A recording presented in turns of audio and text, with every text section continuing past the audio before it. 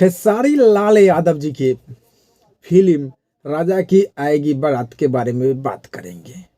चलो भाई देखो अब मैं क्या करता हूँ।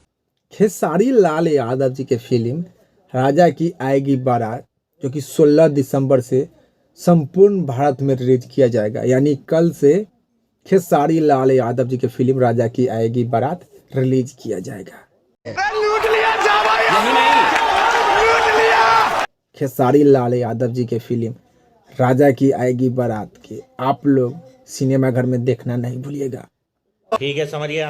राजा की आएगी बारात फिल्म जो कि फुल्ली पारिवारिक फिल्म बा, अश्लीलता से बचकर बा। आप लोग खेसारी लाल यादव जी के फिल्म राजा की आएगी बारात कल सिनेमा घर में जाइएगा और देखिएगा, और देखने के बाद नीचे कमेंट बॉक्स में बताइएगा कि आप लोगों को देखने में कैसा लगा।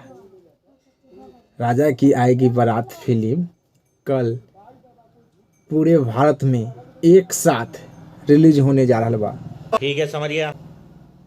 तो आप लोग जाइए और राजा की आएगी बारात फिल्म के सुपर डुपर हिट बनाइए।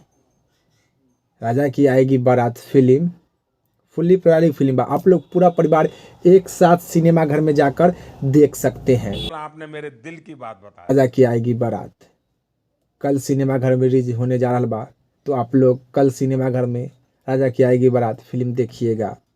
Bye bye, tata, goodbye, गया।